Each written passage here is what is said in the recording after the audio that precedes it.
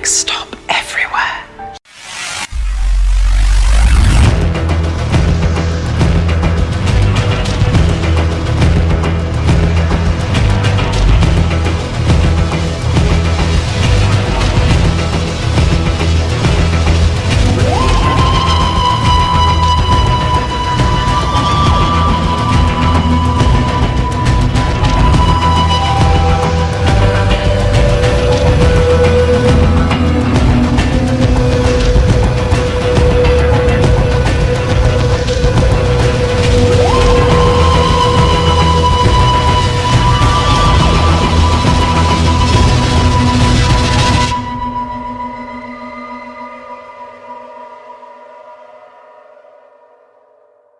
Hello again, everyone. Welcome back to Next Stop Everywhere, the Doctor Who podcast.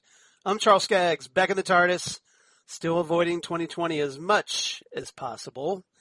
But thankfully, once again, I'm joined by my wonderful co-host, my fellow partner in time, and currently somewhat stressed out manager, Jesse Jackson. How you doing, Jesse? Charles, it is after a very hectic day at work with a few trials and tribulations, shall we say.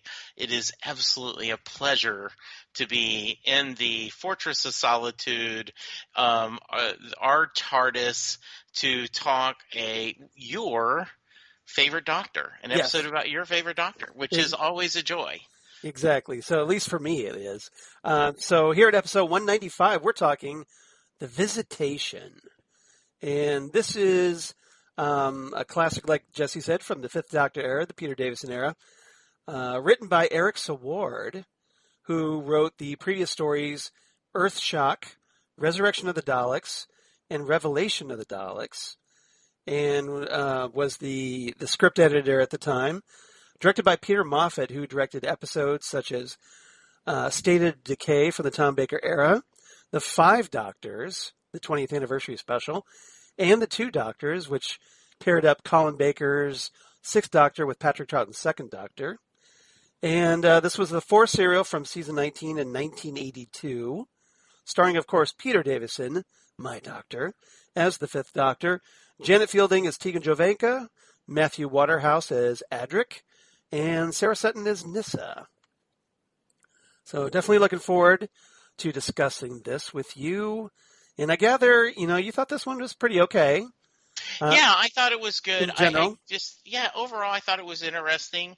After I watched it, I read a little trivia about it, and I guess this is one of the things they mentioned that was a rarity of every chapter got more in the initial viewing. Every chapter got more eyes watching on it. The ratings went up, which is not something normally that happens. Usually, you have people drop off. Yeah, I thought it was good. I always love watching Peter Davison, his take on the Doctor.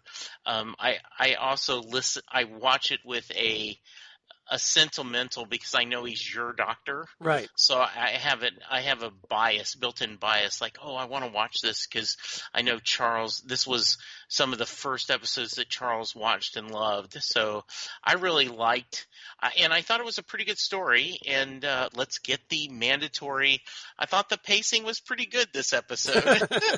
So take a drink, everybody. Jesse. Yes, exactly. Jesse brought up the pacing. Yeah, I mean, this is a solid one. It's still early in Davison's run, so he hasn't quite got a complete handle on his Doctor yet, and I don't think the writers do either. I don't think Saward does. I think in this script particularly, and we'll talk about this a little more, Saward still seems to be kind of trying to figure out the Fifth Doctor in this one, and he's got some attitudes about Tegan that kind of come through in the dialogue and the script as well. So maybe that's just Saward's natural biases or something. But Saward doesn't really portray Tegan in a rather flattering light in this one, and compared to other episodes. Guest cast this one, we have Michael Robbins, who played Richard Mace, the highwayman slash master thespian. Known, if you're a Peter Sellers fan, you probably recognize him from playing the character named Ainsley Jarvis in The Pink Panther Strikes Again, which is like my all-time favorite Pink Panther movie, by the way, from back in the day. He was also in The Great Muppet Caper and also the film Victor Victoria. So he's got quite the Blake Sellers connection. Yeah, he must be one of Blake Sellers' go-to. Yeah, because Blake Sellers was obviously responsible for Peter Sellers' Pink Panther movies as well. Michael Milia played the Pteroleptal leader. John Savident played the squire we saw at the beginning of the film, who's him and then his son and daughter were killed early on in a kind of a prologue. He played the character named Pendle in a Sixth Doctor Big Finish audio called Order of the Daleks. And more notably, he was in the film classic, the Stanley Kubrick film classic, A Clockwork Orange, and was also in Gandhi. So I thought that was pretty notable. Anthony Caff played Charles, no relation, the son of the squire, and he turned up decades later in the Peter Capaldi era as the character Godzacre in Empress of Mars. Oh, interesting. So we have another classic Who actor who turned up in the modern era.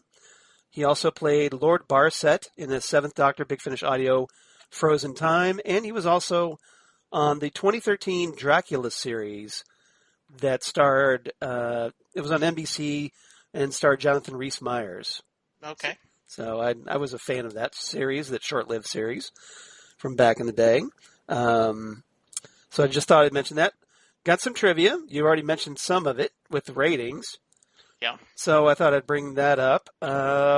First bit, this story is notable, especially to a Fifth Doctor fan like me, because this was the last appearance of the sonic screwdriver in the classic era.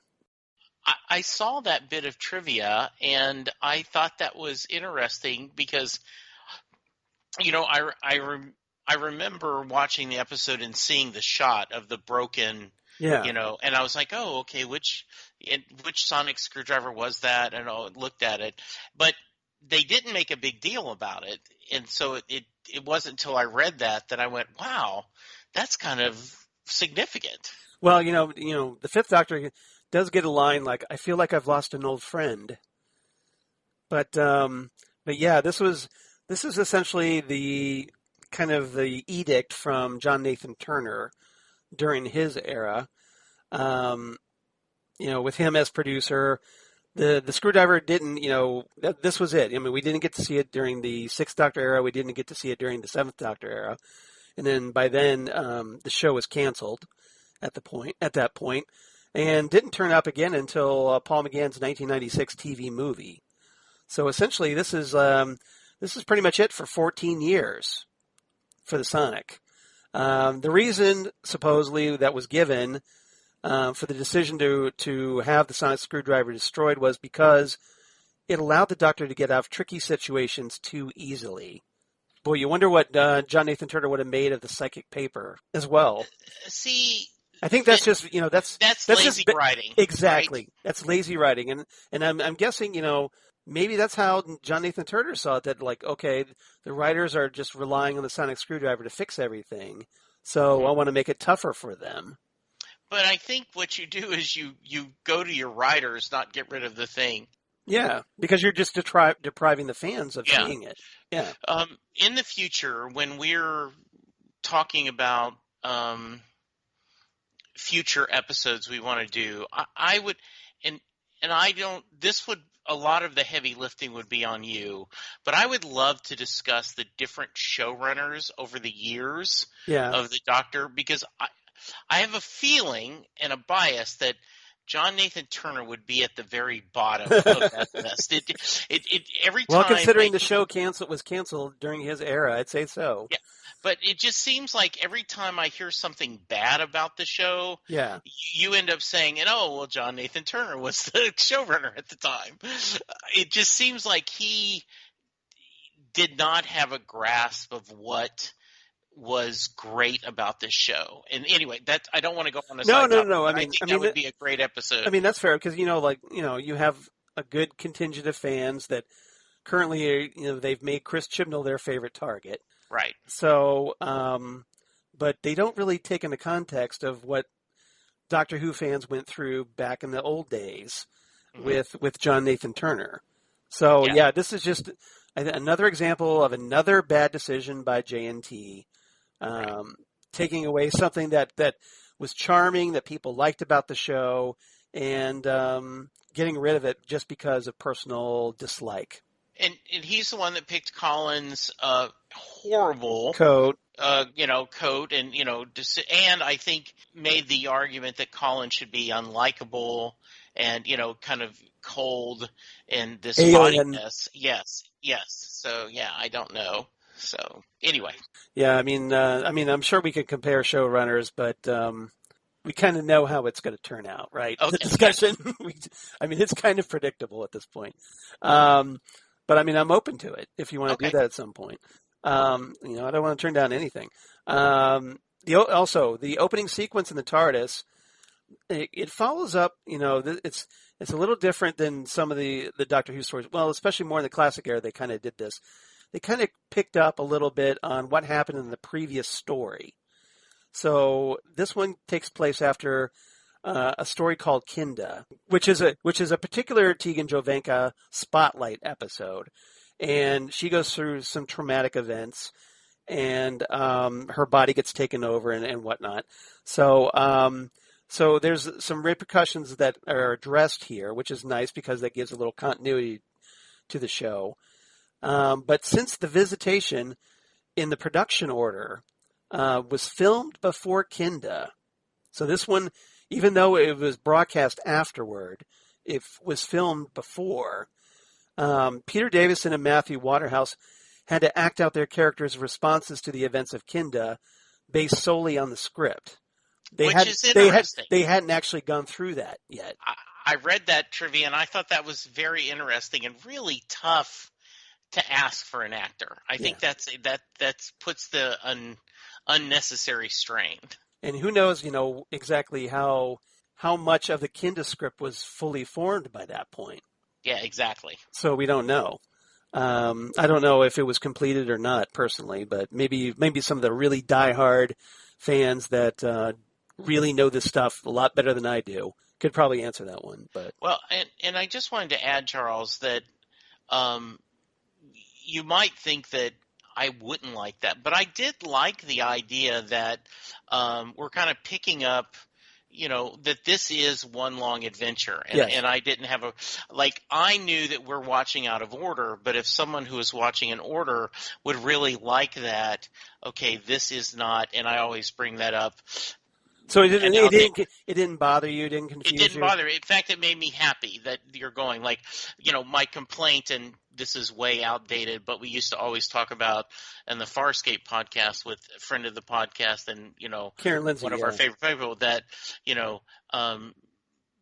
back in the days of Bonanza, little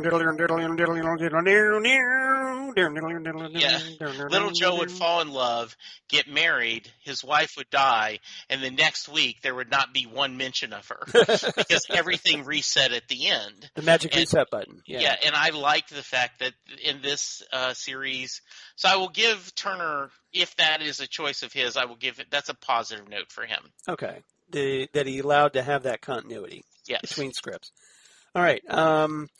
3 topics to talk about. This is a pretty straightforward story. I agree. As we talked about before the show, before we recorded. So topic number 1, let's talk about the Doctor, Tegan, Nyssa, and Adric, our TARDIS team, the FAM, circa 1982. And I want to get your thoughts because you kind of said that you had some thoughts about this particular TARDIS team. So I want to get you to kind of elucidate a little bit on that one. And I want to get your thoughts on the way they interact in this story.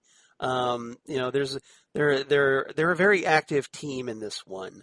Some of them kind of get temporarily mind controlled, but you see them working toward that singular purpose, and they all seem to have something to do in this one.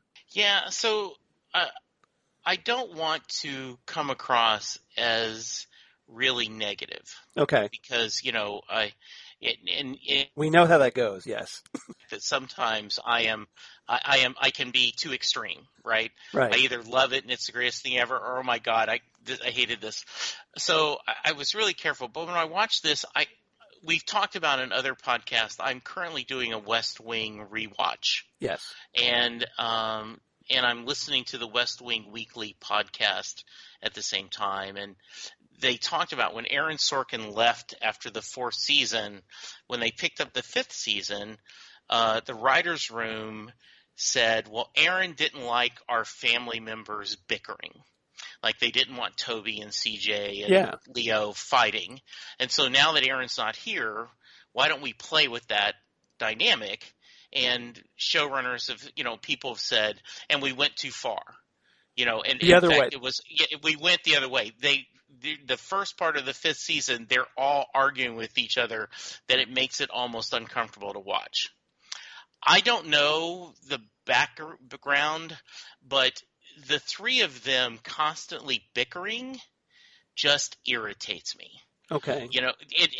And not as I hate this and I can't stand it. It's just I don't want to watch a TARDIS team that does nothing but back talk to the Doctor, argue with him, complain about him. I mean, Edric's like, I don't even know why he's never here when we need him. I mean, all three seem to be constantly complaining about each other or the Doctor, and you just after a while you want to go, hey, you kids, in the back seat, shut up.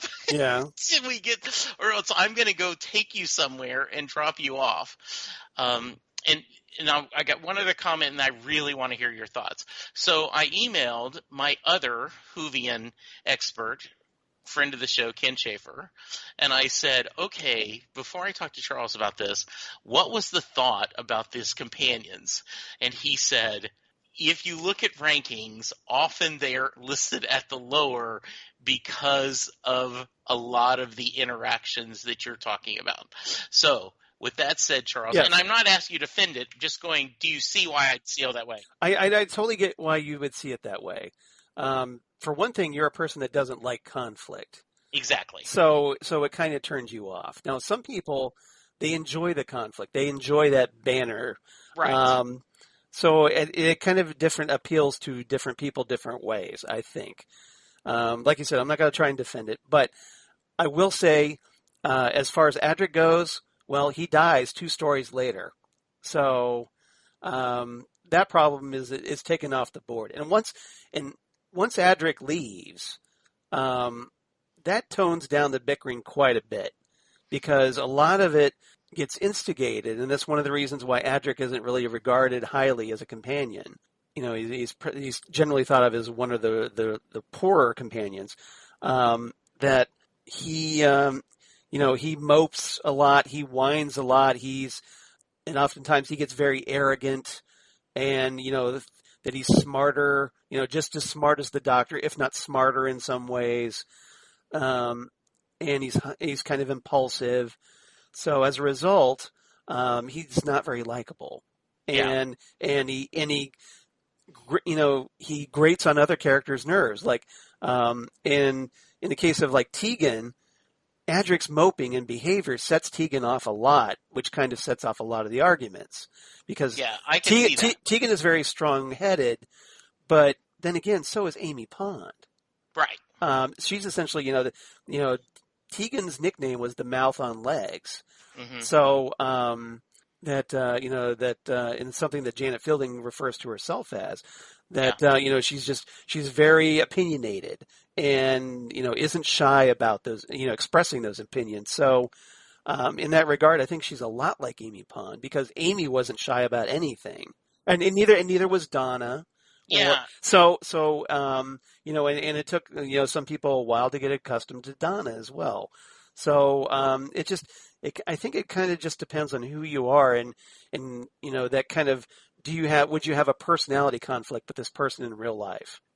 Yeah, and I also think the writers are not doing them a favor, right? Yeah. Like with and I originally was not a Donna fan, and only with rewatching do I see the comedic methods, and I've become a lot bigger fan of her. Yeah. And so I do think that now that you pointed, because when you watch Nyssa and Tegan together, Yeah. there is a nice dynamic. It's a very sisterly dynamic. Yeah. And they care about each other.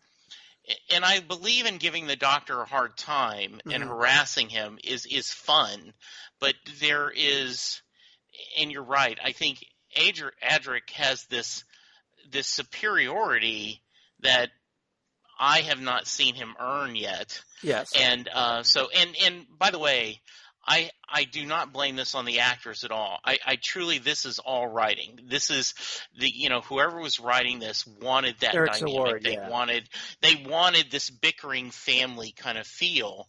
And I just don't know if it was a wise choice for this one fan. Yeah. Now, there are other people like, oh, good, I love it. I love the idea that the TARDIS isn't one happy family and we've gotten some different change of pace.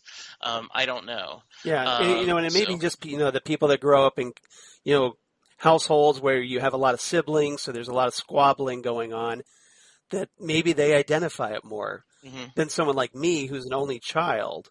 Yeah. Or in may not, connect to something like that. Yeah. But as far as, and Nyssa, I forgot about Nyssa. Nyssa's generally thought of by Davison as his favorite companion. Yeah. Of his era, because essentially it was, just the Doctor and Nyssa is essentially like a master with an apprentice.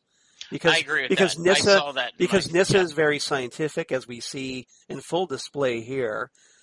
She just does her job, and she doesn't get into fights.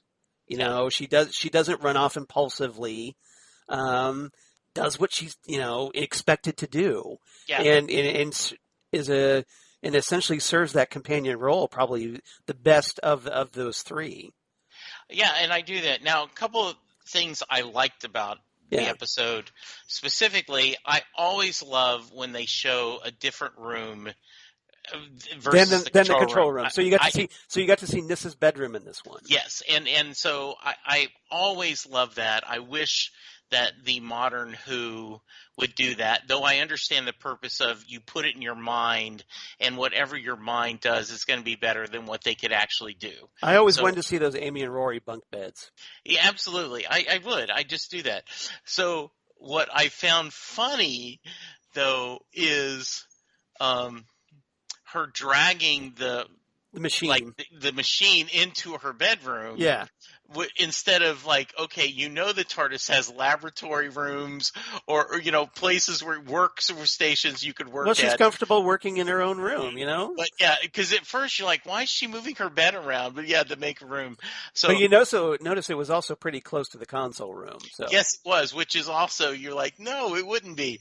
But I thumbs up on getting to see that. I also want to. My thumb wave is right. Yeah. They land the TARDIS at the right place, but 300 years too soon. Yes. And you're like, okay, why doesn't the Doctor just go, okay, let me click a button and jump 300 years ahead really quickly and let's drop you off. But no, let's run off, have a fit, go and get an adventure. Well, the TARDIS wasn't as reliable. But if you notice in the story, and I kind of chalk this up, like, okay, this is probably like a Saward era here. You notice the Doctor is really good at getting the TARDIS to London. Yes. Just when he needs to be there. Right. But getting Tegan home, and this was kind of a running gag throughout Davison's first season, because he doesn't get her home until the season 19 finale, Time Flight. Okay. Which is like 3 episodes after this one. Okay. That she, Tegan is frustrated. And the Doctor's like, well, I got you to Heathrow, just not the exact time you were looking for. Like, okay, so maybe it's some 300 odd years, and it's 1666. Yeah. which in Time Lord terms is probably like pretty close, right? Because Yeah, it's like close enough. it's like it's within a millennium. You're good. Well, right. It's the close enough for horseshoes, hand grenades, and Yes. TARDISes. Yeah. So, But Tegan is understandably disappointed because this is like what the fourth time by this point mhm. that the doctor hasn't been able to get her home. More if you factor in Big Finish audios, and so she's understandably disappointed because all she wants to do is get back to her job and her life at this point. Yeah. And that changes later on, but where she decides that she just wants to go full-time adventuring.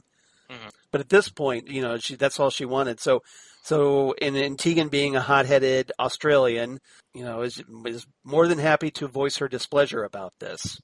Yeah. And I think you brought up a good point, right? If Adric wasn't there, then just her being Tegan's, anger and hot bloodedness And may Nyssa would not have have been. calmed her down, and that would Yeah, have been the end of it. But yeah, it would have not been as contentious. disruptive and contentious as a crew, but yeah, it was good. I love seeing Davison run around. He gets some scenes where he's gets to be an action hero. Right. You get to see him thinking. He shows some charm, like when they're about to chop off his head. He goes, "Oh, here we go again." Yeah. And that was a nod. That was a nod, by the way, to a previous story of his called "Four to Doomsday." Okay. So where he had almost been beheaded at one point there as well. So that's in case anybody was wondering what the "Oh no, not again" was referencing. That's what it was. Yeah. So just a little important trivia there, I guess. Yeah. But yeah, I mean, I love the chemistry. It's what I'm used to. I mean, this is essentially Doctor Who comfort food for me. Yeah. Going back to these stories because I've watched them several times over the years. I'm very familiar with them, but obviously with a few years difference here and there, you approach things with a different perspective. Yeah. And what I did love, and we'll talk about this character here shortly, Richard Mace. I love the interaction that the Fifth Doctor particularly has with Richard Mace, and the Doctor with this highwayman type character. And with Davison being the kind of noble, traditional hero type, the gallant type, paired off with a rogue, and I thought it made for really good screen chemistry between the two actors. I totally agree, and we're kind of going to our second topic. Yeah, But while you're so we might there, as well use it as a segue, I guess. Because in modern era, when you are discussing the new episodes, we'll say, "Oh, there'll be a one-off, like the engineer that was on the Orient Express or something else," and we'll say, "Oh, they would be like a good companion. I wouldn't mind seeing this character back." So do you think it would make it? Do you think Richard Mason would make a good almost companion? Yeah, I do too. I think he was really charming. He had a sense of humor to it. He kind of rolled with the punches. Like in the few times, like he pulled out his pistols because he was bluffing because he hadn't had time to reload. Like both pistols, like he has two pistols. Both of them aren't loaded. Yes. So yeah, he was completely bluffing on that one. Yeah, I liked him. I liked him a lot, and I was pleased because I was worried. With these classic episodes, often when you get someone like that, they end up betraying the Doctor, or they get. And no, this guy was a good guy from the whole time. Right. And it was just nice. He may have been a rogue, but he wasn't a villain. Exactly. Yes. Exactly. And that was really nice. I liked him a lot. Kind of more in the Captain Jack vein. Yes. A little bit. And the idea, the complexity of he was a highwayman, but he was also a actor. Yes. A man of the stage. And so depending on the situation, he would claim that, like, well, I am a rogue, I am a highwayman. But don't forget, on the stage, I done this too. So he was really interesting. He was a fun character to watch. Yeah, he was. And, Michael Robbins, I thought did a great performance as Mace. anytime, there's moments where the Doctor calls him out on his own cowardness, and because he's not eager to face, obviously aliens, and there's at various points where he's like, look, I'm just gonna go. You guys can go ahead and deal with this. Yes. This is not really my thing. And the Doctor kind of calls him out and says, look, I know it's your instinct to go, but, I need you right now, and goads him into staying and helping.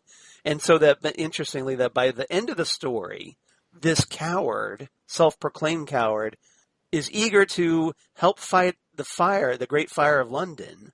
He volunteers to stay. Nobody forces him to do this. Yeah. And so he kind of comes around, maybe because of his adventure with the Doctor. So he kind of goes through a little bit of a character development as well. And he has a sense of humor about it. One of my quotes is him pointing out that the Doctor has a way of, he pushes back to the Doctor like, in fact, he says, you have a very mean way of exposing a man's cowardness. Yeah, and not in a mad way, just kind of, okay, you've got me. You called me. You got me on this one. Yeah. Okay, fine. Let me go do that. And I just think I liked. He was charming. It is a charming, likable character. Yes, very likable. I agree. Yeah, and I love the fact that he and the Doctor, they almost have this kind of rivalry going with the lock picking. Yes. And there's at one point, the Doctor's in a hurry and to get out there and stop the pteroleptals. And Mace is trying to unlock. He's like, look, I've got it. Just hold on. I've got this. Unlocking this door with this safety pin. And the Doctor, in a very interesting moment, possibly a little controversial moment, takes one of the pistols, of Mace's pistols, and shoots the door near the lock. Doesn't shoot the lock, shoots near the lock. And Mace is just like looking at him going like, dude, you totally missed that lock. Mm-hmm. And of course the Fifth Doctor is going, did I? Yeah, like I never miss. Yeah, exactly. And then sure enough, he say, the Doctor's like, try the door. So Mace tries the door and surprise, it's unlocked. Mm-hmm. So, and Mace is telling himself, no, that I must have picked it. Yeah. And I like their banter back and forth. It was a lot of fun. That's good. And, like I said, he would have been. So what did you make of the Doctor using a gun for one thing? But it wasn't to hurt anything. No, it was a tool. It was a tool. Yeah. It was just a tool, and I thought that was great. And I also like that he knew where to shoot it to, make the lockdown work. Yes. Yeah, I thought that was great. Like I said, I really liked Davison in this episode. He was really, I think, and you're saying, he hadn't quite.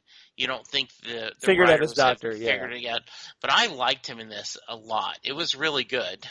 Well, one of the things I always I know I'm biased on this. Yeah. So, but I loved that Davison was a very dashing Doctor. I love that he was active, especially compared to like some of the others. Tom Baker used to run around every so often, but Davison, because he was younger, he's quick to get in there. And he's energetic. He's like he'll have a sudden thought and he spin around and just be more active. And I really enjoyed that about his Doctor quite a bit. Yeah, and I think that's well done. I did want to, just as a side note before I forget it, because you were talking about the Doctor, and which made me think of, he doesn't always wear his hat, and sometime, his usually when he's outdoor, usually when he's outdoor, he's wearing his hat. Yeah, but sometimes he isn't. You see the blonde, kind of his light hair waving and moving along, and it's a good image, but you have the futuristic TARDIS, and you have a hat rack that is exactly like one I used to have at my apartment. Nice. It is a. I always wanted a white hat rack. Yeah, it just instead of that wood one, and just it was. I like seeing that. Yeah. Yeah, I always wanted that because, I mean, I do have, believe it or not, so Davison's Doctor, that inspired me to get a hat rack. I've got one in my bedroom, Okay. but it's brown. All right. So, it's stained wood. So, but I would love a white one. Just for like, being the Davison completist that I am. I would love the white one. Absolutely. So, all right. Anything else about Richard Mace?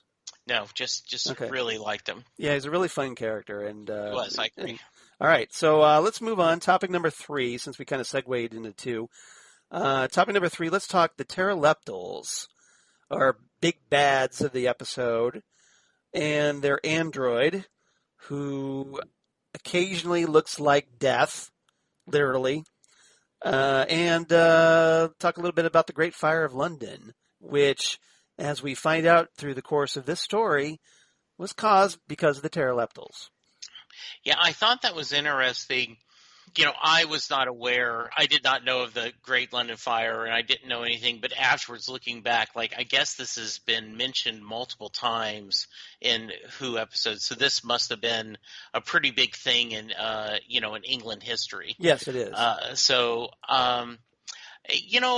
They were a pretty good villain. Okay, yeah, fine. Okay, you grumpy people in the corner. We will acknowledge that it's bad makeup and it's a horrible costume. Okay, good. It's kind of like, the headpiece is kind of like a Sid and Marty Krofft puppet. Yeah. Yeah, like HR Puffin stuff from back in the day. Yes, all right, so fine. We've acknowledged that. Now let's move on. Yeah. It was a fun villain, and they had a little bit of the sometimes. No, I'm just going to say. Yeah. Part of the joy of classic Who is sometimes the villains are just truly villains and they're monsters, yes. And yes, in this case, they're trying to, find a place to live and all that. But basically, they're just bad people. So you like the simplicity of the villains. Yes, exactly. And for a change of pace. Yeah. Overall, if I would design, I absolutely want a villain that's the hero of its own story. And blatant plug, if you're not watching CW Stargirl, you should be. And you should then go and listen to Charles and I on Phantom Zone, because there are certain villains that are in Stargirl that actually are pretty complex, and it's kind of fun. And so if I have a choice, I'd rather the complex, but for a change of pace, it's really neat to see the simplicity. And I love the android. I love the android dressing up like Death. Yeah. And freaking out everyone. I don't think it was intentionally, though, although he did get a mask. Yeah, he had a mask and he had the sickle. So I viewed it as intentional, that they knew that they would be scaring people. But I love that. And I love the androids without when he's just in the flashy body and all the different colors. I just think it was a fun to see this rubber mask kind of lizard, almost reptile, like with gills, kind of like amphibian kind of looking, and with their android. So they were a fun villain. Yeah, they kind of almost look like a Gila monster, maybe a little bit. Yes, exactly. Yeah, well said. Yeah. Right. So, just a walking Gila monster. Yeah, the Pteroleptals, I mean, we don't get to see them again. But they do get referenced every so often. They get referenced in the story I'm going to talk about in my reverse the polarity segment this time. But the Pteroleptals here, essentially, they're stranded on Earth. We see at the beginning that they kind of fall in what looks like almost like a shooting star, and they crash land near this the home of the Squire, and that's why they end up killing them, setting up shop. And one Pteroleptal, we find out eventually, these Pteroleptals were fugitives from a prison, and they had escaped and ended up on Earth. One of them, the leader of this, had like half of his face scarred up while he was in prison, so he looks a little even uglier than the others do, and because he's all horribly scarred. And the Doctor gives them a chance at one point. I know you love this, The doctor gives them when the I doctor do, gives Charles. when the doctor gives the monster or villain a chance to give up his evil scheme and look, I'll take you wherever you want to go. In this case, the doctor offers to take him off Earth, but the Pterodactyl leader says, "Nope, I'm good. I think we just want to settle here, take over the planet, and go ahead with our big master plan to murder a good chunk of the population with a plague using rats. And once they're kind of softened up, then we'll just take right on over." So, what did you make of their big plan? It wasn't. I mean, it wasn't a bad plan. No. Certainly, It would have gone off if the doctor hadn't shown up. yeah, those pesky kids. It is Pesky Time Lords. Yeah, we know that often, rodents have been the ones that carry disease and things. So, well, the Black Plague, was yeah, proof of exactly. that. Yeah. So it was a realistic, like, okay, if I can, and I get these. If I get this infection going and then sent out, they'll do my work for me, and then we'll have an easy street. So yeah, I thought it was a good plan, and luckily the doctor saved us. And so you love the fact that the doctor offered them a way out, didn't take it. I always do. I always love, because I think that is the spirit of the doctor, right? The doctor is a chance of redemption.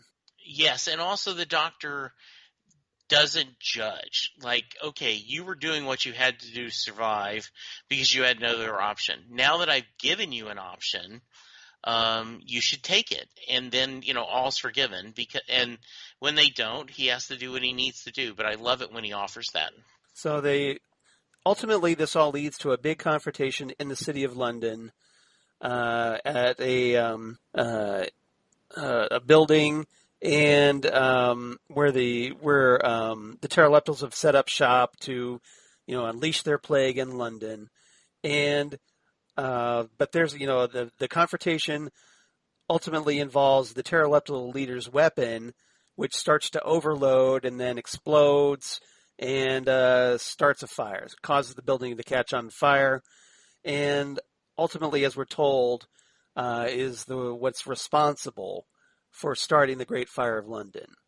Now, I know you weren't familiar with that, but did you at least, with the way that was presented, did you understand that, especially with the doctor saying, like, well, we should have let this fire run its course? Did that confuse you at all, or did you understand what was going on there? When he said that comment, yeah, and they showed the pudding lane, thing, I just said, okay, Mr. Google, I know this means something, and I went and looked and figured it out and went, okay, that's kind of cool. Okay. So it didn't confuse me at all. It would be. I mean, obviously it's going to be a little harder for American audiences to appreciate. Yeah, but like if they had to cut off that, we need to get out of here because it's 1941 and we're at Pearl Harbor. Yes. Or we're in Honolulu, Hawaii. I'm gonna click. Yeah, that makes sense. So it was good. No, I liked it.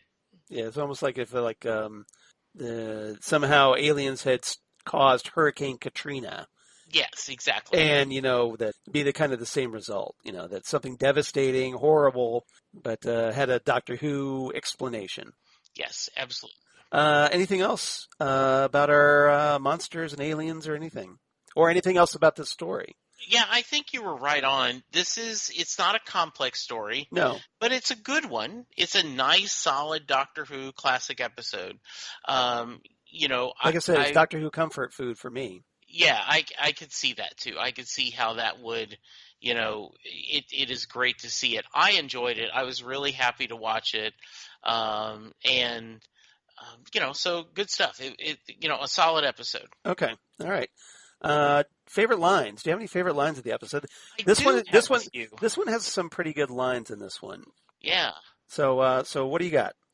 So, Richard Mace goes, I've appeared before some of the most hostile audiences in the world. Today I met death in a cellar. but I've never been so afraid until I met the man with the scythe. Yes. So I loved that. And then Not a sickle. Yeah. I did like the I already mentioned about you have a mean way of exposing a man's cowardice. Yep. And then you talked about this one, and then I'll let you go, is when Tegan goes, is this supposed to be Heathrow? And Adric, it is. Well, they certainly let the grass grow since I was last there. Well, actually, they haven't built the airport yet. We're about 300 years early. That's great. Perhaps they'll go out, file a claim on the land, and when they get around to inventing aircraft, I'll make a fortune. Yeah. So I love that. I loved her being frustrated. And like I said. But Tegan is very quippy in that regard. Yeah, I have no problem with Tegan Yeah. mouthing off and doing anything. It's just the three of them together was just a little too much bickering for me. How about you? Got some? Well, we talked about Modern Undead, which takes place after Adric's death.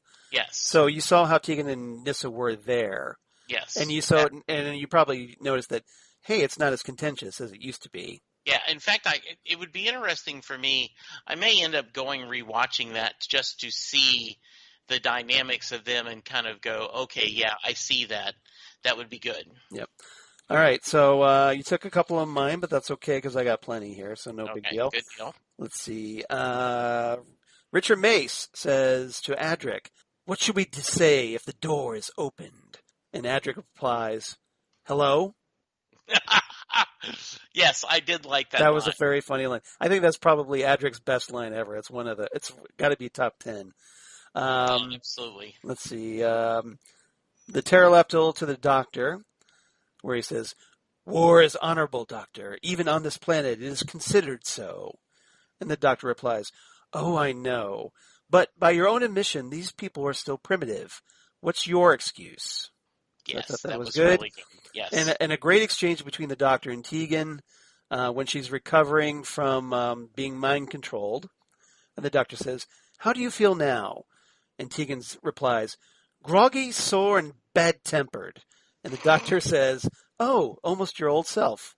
That I should have gotten that. Yes, I should have gotten that. Yeah, that was really good. I also liked the mind control. That was a nice twist, and to make things a little different. That was fun.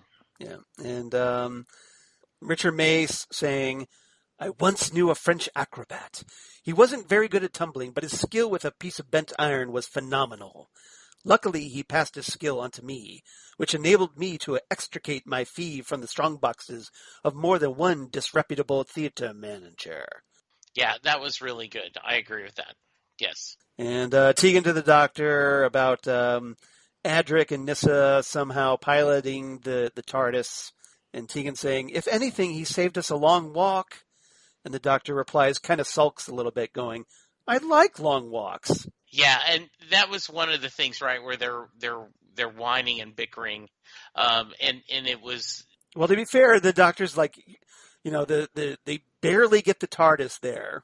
Yes, we see it struggling. So the TARDIS is struggling. It's like it's struggling to materialize, and the doctor's just kind of like face palming, going, "Oh God, yeah, am I ever going to see my ship again?" Exactly. Yes. So, yeah. So he's probably a little pissed off at this point, understandably. What's your rating? All right. Well, I'm going to let you go first because lately I've been stealing your rating. That's all right. So I want you to go first this time. All right. Well, like I said, this is comfort food for me, but I give it a solid 8 out of 10 mind control bracelets. So see, I was worried you were going to steal mine, so I had a backup. I did not like it as much as you, though I didn't dislike it. So I'm going to give it a solid 7 out of 10 broken sonic screwdrivers. Okay. My backup was going to be red-knobbed door openers. Okay. My backup was going to be caged rats. So. Oh, nice! Because I love that there's this big red knob that she open the door. Well, that's the door opener. Yeah. Yeah, exactly. That's funny. So, hey, Hey. This makes me want to watch more Doctor Who. I bet you have a suggestion, don't you? Yes, as you not so subtly set up. But I remembered not to jump directly to Yes. feedback. I remembered this time. This time is good. So yeah, points to you, Jesse. All right. Because we've only done 195 of these things. No big deal. Yes. All right. So my reverse the polarity segment, because remember we're going forward now into the future. If you liked The Visitation, I definitely recommend The Woman Who Lived. This was the 6th episode of Series 9 in 2015, written by Catherine Tregenna. And this, of course, takes place during the Peter Capaldi era. So in this one, alone and on the trail of an alien artifact in 1651 England. So this is only 15 years before the events in The Visitation. So pretty much the same time period. The 12th Doctor encounters a highwayman. Ah, yes. This one, though, known as the Nightmare, is carrying out a highway robbery of Lucy Fanshawe. The Doctor finds the artifact in the coach's luggage, but the vehicle drives off before he can take it. The Doctor finds that the robber is, in fact, a Shilder, the Viking girl he made immortal in the previous story, the girl who died. And over her 800 years of everlasting life, she's lost many of her memories and has isolated herself in order to avoid the pain of losing loved ones. The Shilder and the Doctor steal the artifact from Lucy's house, flee by climbing out of the chimney, and escape an ambush by a rival highwayman, Sam Swift. The next morning, the Doctor meets a Shilder's ally, Leandro, a Leonide alien stranded on Earth who uses the artifact to open portals into space. In return for Ashildr tricking the Doctor into helping him, Leandro has agreed to let her come with him to travel the galaxy. However, in order for the portal to be activated, the artifact requires another person's death. Two pikemen, unaware that Ashildr is the Nightmare, arrive to announce that the Nightmare is reported to be in the area and Sam Swift is about to be hanged at Tyburn. Ashildr hands the Doctor over to them, claiming that he is the Nightmare's sidekick, and sets off to use Swift's death to activate the artifact. The Doctor escapes the pikemen by offering them Ashildr's treasury and pursues Ashildr to the hanging. Ashildr attaches the artifact to Swift's chest, killing him and opening a portal. Leandro then reveals his actual intent is to assist his people in evading Earth. Spaceships begin destroying the crowd and gather to watch the hanging. Ashildr, rediscovering her conscience and humanity after seeing the crowd slaughtered, uses the second Meyer medical chip that was given to her by the Doctor to save Swift's life and close the portal, while Leandro's people kill him for his failure. Afterwards, Ashildr states that she will remain the Doctor's friend and will look after those that the Doctor leaves behind. The end. Yeah, that was a nice. I really liked that two-parter. I mean, they weren't officially a two-parter, but they kind of were, and they're connected. Yeah, and I like that a lot. Yeah.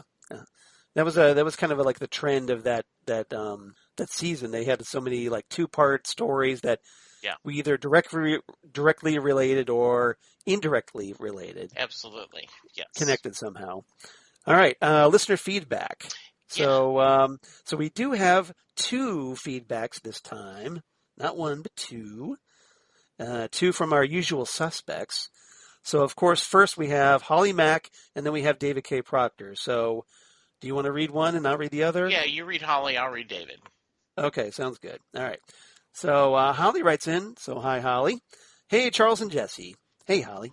Team TARDIS getting ready to say goodbye to Tegan, and of course things don't go according to plan.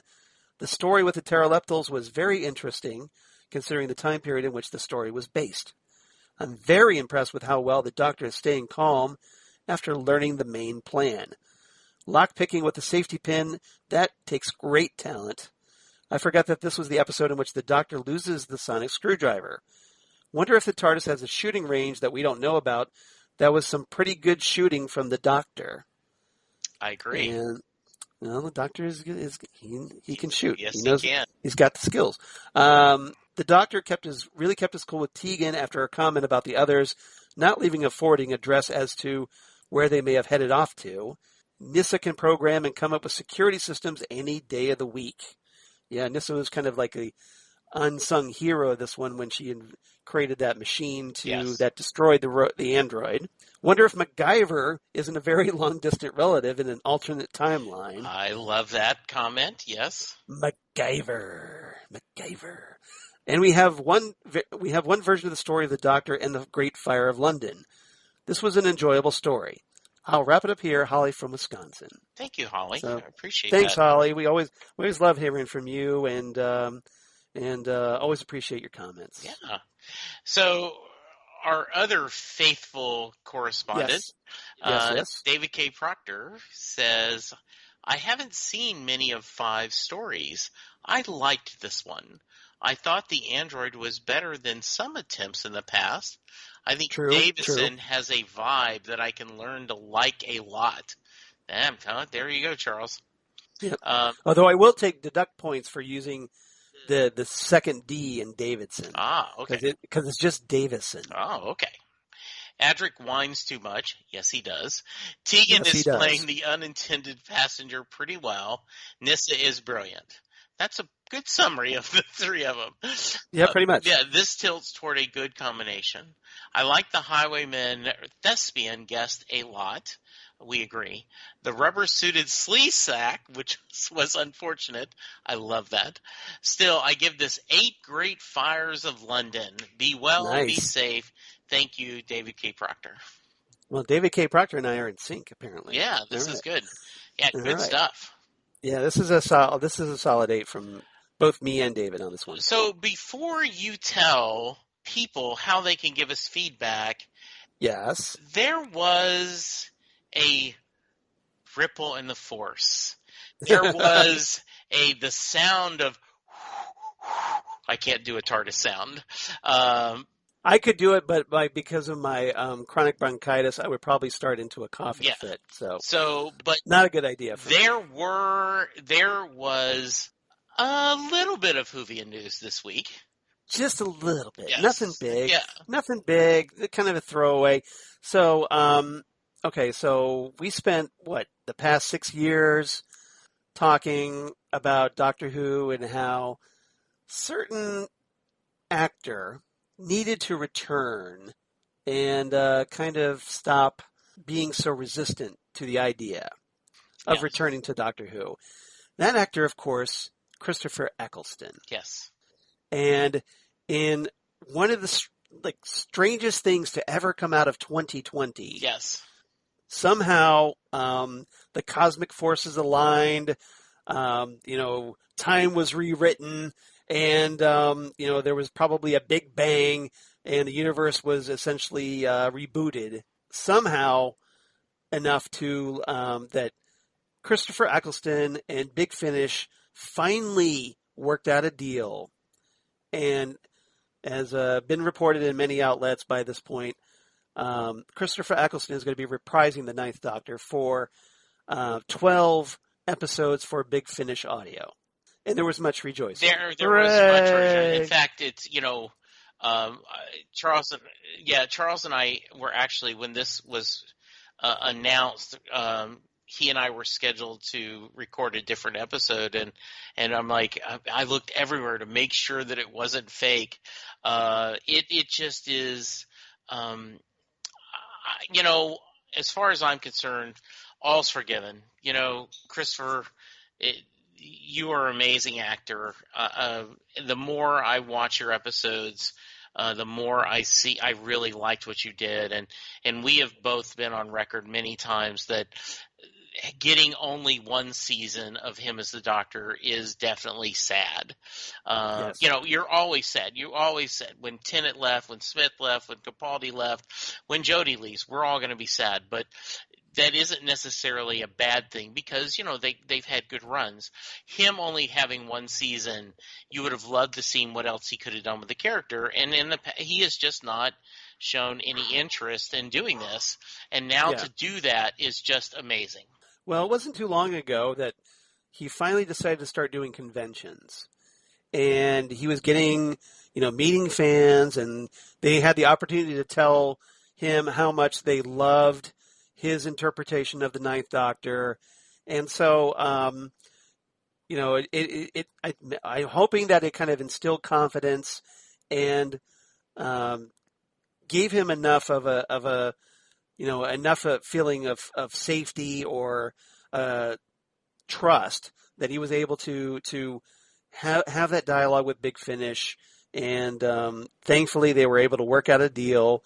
Now, for the moment, it's just 12 episodes. What it sounds like this deal is essentially kind of what they did with John Hurt, the late great John Hurt, to reprise the role of the War Doctor, because he did 12 episodes. They were basically broken out into 4 sets of 3 stories. Right.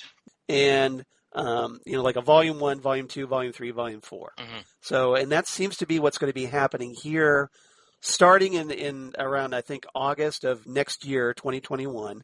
And so we'll get that first set of 3 episodes, then we'll have to wait a couple months, and there'll be another one, and then another one after that, after another couple months, and so on. Provided, of course, that, the coronavirus doesn't get worse. Right. Or, that and we're not all scrambling for our lives. But that's the plan at the moment. So, and then obviously this is going to be something we definitely are going to want to cover. We will cover this next year in 2021 and on Next Stop Everywhere. Yeah, and just thinking right now, I mean, we are selective. We do not do every new Big Finish audio as it's released. We go through doing it, but I would think we would kind of do some full press. Like we may have to do 3 episodes each about it. But when you think of it, Charles, 12 episodes is a season of Doctor. So I am taking this as very grateful and not going to get greedy. And obviously, if they're as good as I think they're going to be, we'd love for him to come back and do more stuff. We'd love to see some crossovers with him and Tennant and Colin Baker and McGann. I mean, we'd love to see all of that. But for now, I'm just happy we're getting new Ninth Doctor, and I think there's been a lot of crappy things that's happened in 2020, and I do not finally something good, right? There is something on the good column that we can go, yes, this was nice. Yeah, and I saw some comments online about this. People kind of being very cynical, as well. Hey, Doctor Who fans tend to be, unfortunately. Intellect and romance triumph over brute force and cynicism. I'm just saying. But they were being a little cynical, and they were talking about how, it's because of the coronavirus that maybe Eccleston hasn't been getting work, isn't able to work, so that's the only reason. The only reason he's doing this is for some money. And I'm thinking, who the hell cares? Who cares? Because I don't care, whatever the reason. Yeah, I don't care. We're getting new Christopher Eccleston as the Ninth Doctor. He's agreed to do this. He didn't have to sign off on it. And even if it's for the money, who cares? Because, it's, and if fans are appreciative and he's aware of that appreciation, maybe he'll do more. I mean, we don't know at this point. The reason you do a convention is, yes, it's great to meet fans, but for money. I mean, they are actors, for a living. Yeah, and so I think this is great. I'm very excited. I didn't realize at first when I didn't realize the timeline. I was like, okay, Charles, we got to rethink our schedule for the rest of the year. No, it's not until next year. We have as far ahead as I've planned. It's not out until August of 2021. Yeah, so we've got some time. Yeah, so that is great. So we have that to look forward to, and unfortunately, with the War Doctor, John Hurt passed away. Yes. So we weren't able to get more than 12 episodes, but I'm glad that we got those 12 episodes. Exactly. And I'm very appreciative of it. So even if we don't get more with Eccleston, at least we've got this. And hopefully it'll, maybe if he enjoys his experience, maybe he'll be inclined to maybe I'll go ahead and do a multi-doctor event or something. Or a special. Or a special or something. It just feels like there's been a piece made in modern Doctor Who. It's a break. It's a breakthrough. I wouldn't say it's complete peace. No, but it is at least, and for him to be able to do that, for him to be, is just amazing. And so I'm ecstatic. And we know that, Eccleston has claimed that, there's been he had a lot of problems with the production. Yeah. We don't know the full story. Right. Because these, parties involved have been very evasive talking about this. So, he may have his reasons. And whatever it is, he's at least able to kind of set those aside. Yeah. And to do this. And so I'm very appreciative that he's done this. It took us, decades to get Tom Baker. Right. So I guess someone going to consider it a bit of a miracle that it only took 15 years to get Christopher Eccleston. Yeah, so I'm ecstatic. But we've shared what you think, and you've heard what I think, but we want to hear what our listeners think. So if they have hot doctor opinions, how can they share it with us? Well, yeah, so if you've got thoughts about Eccleston returning, drop us a line, or you want to talk to us about the episodes we're discussing, like Holly and David did. Drop us a line. So you can do that at nextstopeverywheresmg@gmail.com. That's nextstopeverywheresmg for Southgate Media Group at gmail.com. Or you can reach us on the Twitter machine at nextstopsmg on Twitter. Facebook, of course, Next Stop Everywhere, the Doctor Who podcast. Or on Instagram at Next Stop Everywhere podcast. Jesse, where can they reach you? Well, you can hear me every week for at least the next couple of weeks with Charles talking about Stargirl. We mentioned that a little bit.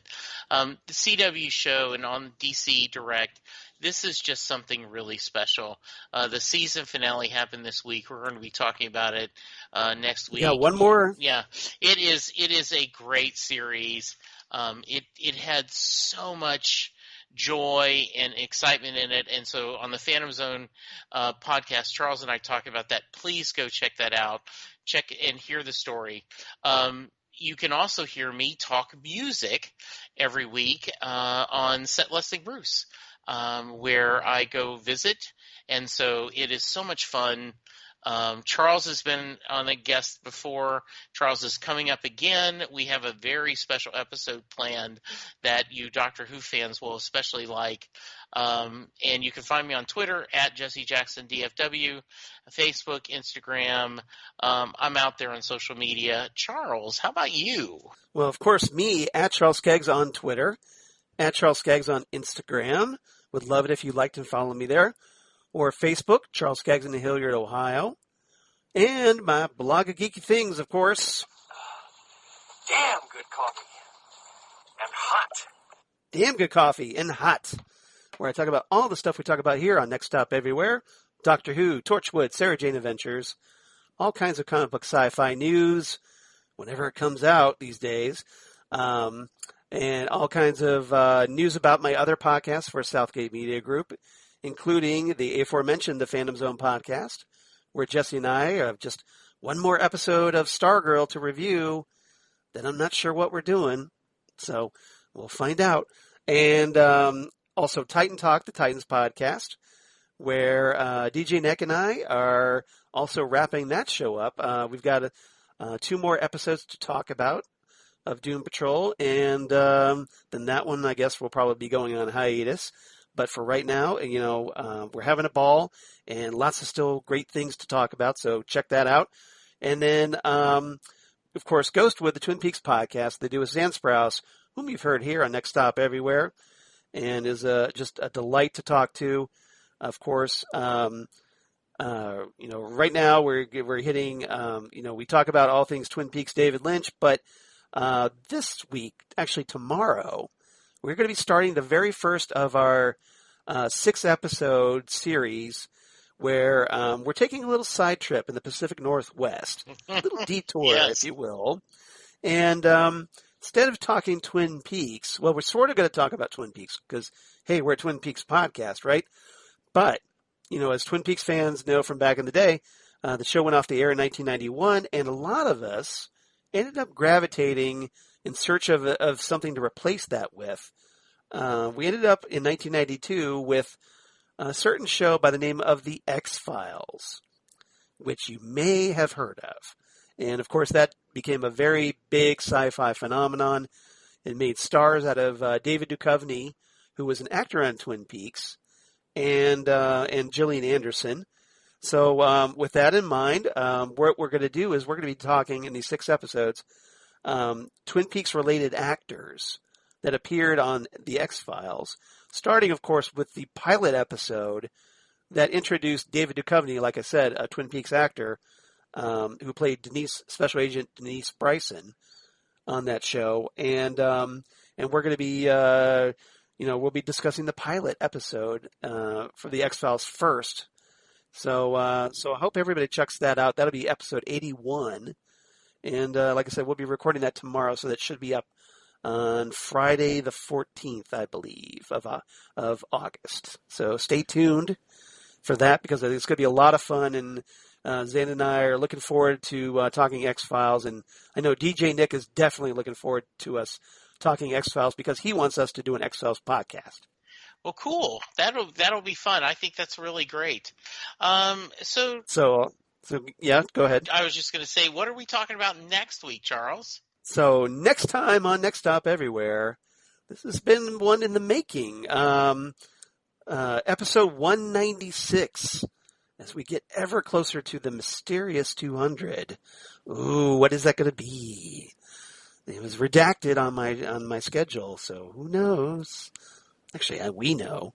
But for 196, we're going to be talking Shada, the lost Doctor Who story from the classic era, from the Tom Baker era, that was recently completed using animation, and also new audio, new recording from Tom Baker, Lalla Ward as Romana, and of course John Leeson as K9. So nice.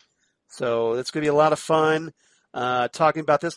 And to make it even more special, we're going to be having the debut of a very new special guest companion making his Next Stop Everywhere debut. You've heard his letters, but now you can actually hear himself.